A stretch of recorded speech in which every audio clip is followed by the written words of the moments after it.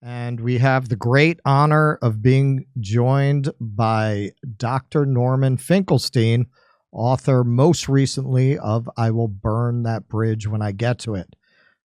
Thank you very much for coming on, Norman. My pleasure, as always. All right, so you just dropped a bomb today. Stop the presses. The New York Times has discovered that the Israeli Mongol hordes are systematically destroying civilian infrastructure in Gaza. So this is something you just dropped on your Substack. We'll just read a little bit of it. In fact, every Israeli operation in Gaza has resulted in the massive systematic destruction of civilian infrastructure without any pretense whatsoever of military necessity. The Israeli organization Breaking the Silence collected these soldier testimonies after Operation Protective Edge 2014. So this is from a previous Israeli operation in which they conducted themselves in a very similar way to how they're conducting themselves now. So this is one soldier's testimony. Did you see any before and after aerial photos?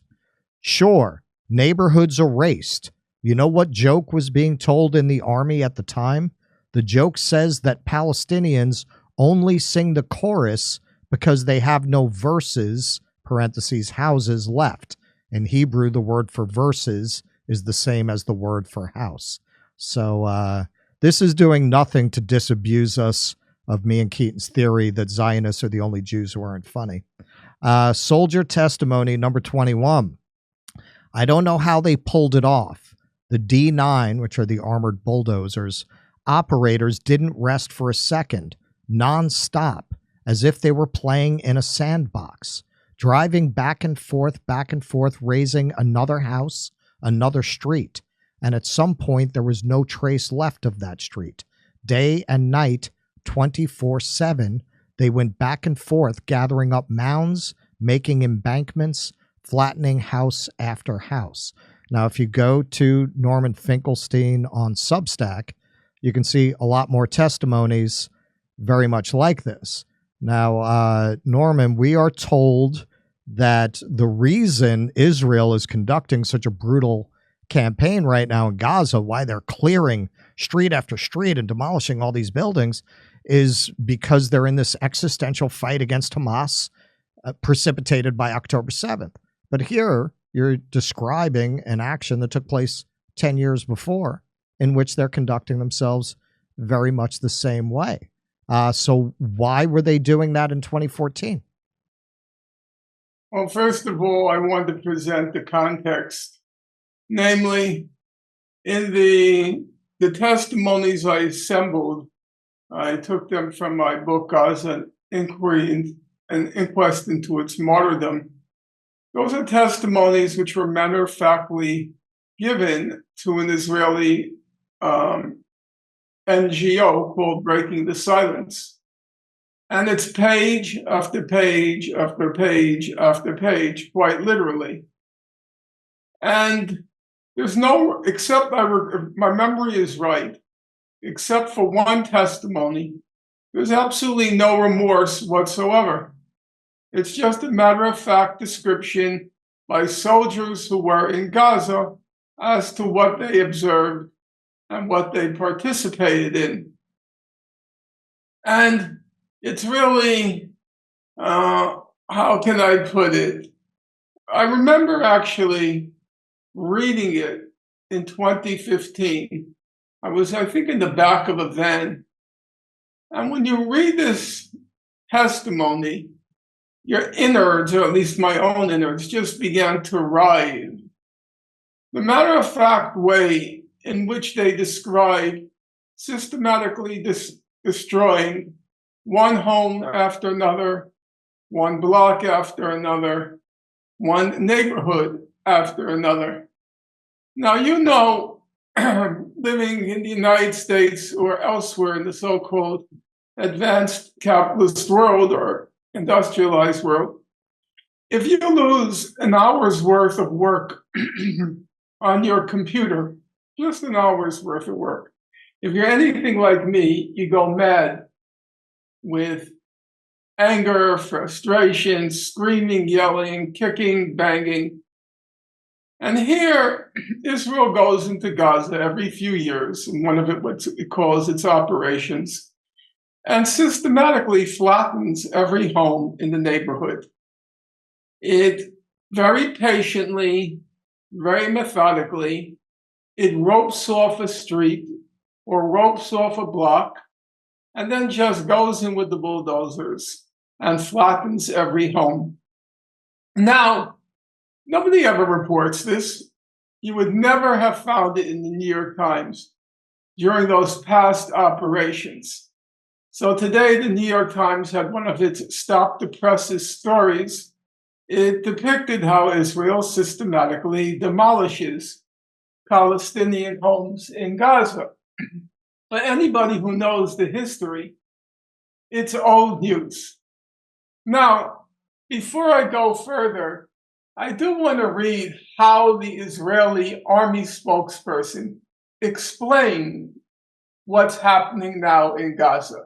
So let me quote him. His name is Dan Hagari, excuse me. He writes, quote, he says, quote, the soldiers were clearing the area to allow residents of southern Israel to safely return to their homes, according to Rear Admiral Daniel Hagari, the chief spokesman for Israel's military. So you have to have a real, what shall I call it, sense of humor, macabre humor, to appreciate that line delivered straight. It's a straight line by the Israeli army spokesperson. The reason they're flattening of all of northern Gaza, the reason they're flattening it is to enable the people who have been driven out of the north to return safely to their ellipsis, ... to enable them to return safely to their homes. Which don't exist anymore. Right. You don't know whether to laugh or cry. Now, bear in mind, and I would challenge anybody to dispute me, whenever the New York Times quotes an Israeli source that must be anonymous because this is a state secret, they're quoting people like Hagari. Right. That's their sources. The guy he doesn't even rise to the status of brain dead. No, he does not reach that. I'm sorry. He does not reach that threshold. I do not believe, and I have studied the Nazi era very closely. I've written on it. I've studied it.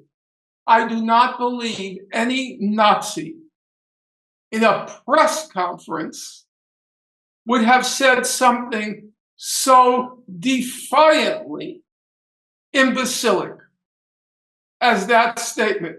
But for the Times, this is sacrosanct. An Israeli spokesperson said it. When you read people like Patrick Kingsley, every day, every agonizing, tormenting day, that unreconstructed slime bucket. He keeps repeating the lies for a week, where the lies about the Hamas Command and Control Center beneath Al Shifa Hospital. What did it turn out to be? A tunnel that Israel built and that contained, brace yourself, it contained 1 or 2 flush toilets. That was the Command and Control Center that Patrick Kingsley told us about. Then Israel, of course, just explain who Patrick Kingsley is. He's their main reporter, and I don't think they ever even go into Gaza. They report from Jerusalem, but pretend as if they're in Gaza. Right. Then, of course, Israel came under scrutiny for its devastating bombing, the most dense and intense bombing in not only modern, as in post-2000 history, it's a more intense and dense bombing than the bombing of Dresden during World War II. So Israel is now before the International Court of Justice, and it has to explain what's going on. So along comes Patrick Kingsley, the unreconstructed slime bucket, and he tells us, according to anonymous Israeli officials who can't be named because it's a state secret, Gaza has, he tells us, 450 miles of tunnels. Now remember, Gaza is a tiny parcel of land. It's 25 miles long, 5 miles wide. So of course I was perplexed by this latest revelation brought to us by Patrick Kingsley, courtesy of that Israeli official who has to be anonymous.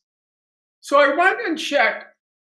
You know, both of you guys know, New York City has a famed, sprawling, ramified subway system. Okay? Yes. For those of you who don't know my glorious city, we have the A line, the B line, the C line, the D line, the E line, the F line, the G line, the H line, all the way to the Z line. And then we have, seriously, I'm not making this up. And then we have the 1 line, 2 line, 3 line, 4 line, 5 line, 6 line, 7 line. I don't know if we have Seven's it. Yeah. Yeah, okay. 7's it. Yeah, okay. You get the picture, right? The total tunnel length of our subway system, the total tunnel length, is 430 miles.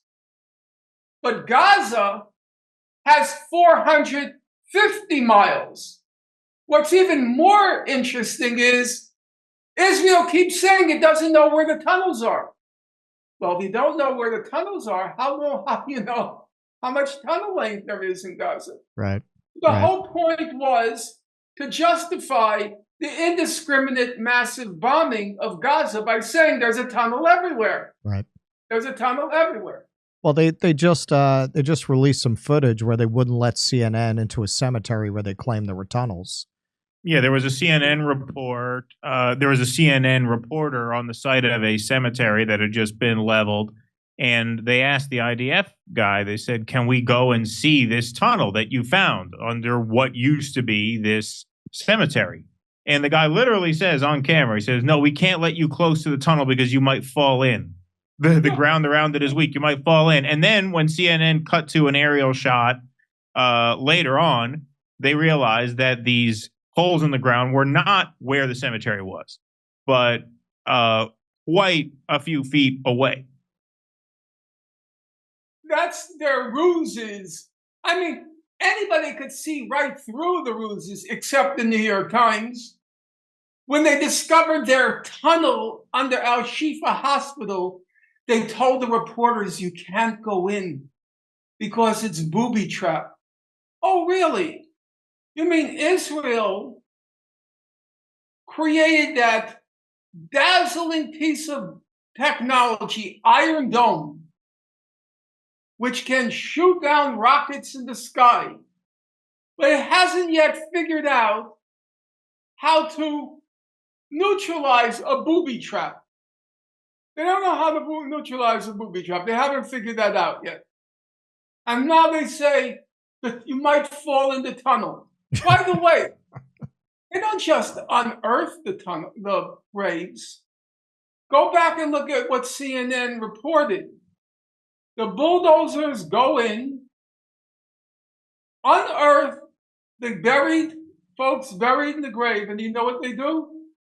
They run over the bodies. Hey, come see us do a live stand-up show. We're going to be in Omaha, Des Moines, Milwaukee, Lansing, Michigan, Bend, Oregon, Portland, Oregon, Seattle, Washington, Philadelphia, Avenel, New Jersey, Boston, Palm Springs, and more. Go to jimmydore.com for a link for all those tickets. See you at a live show.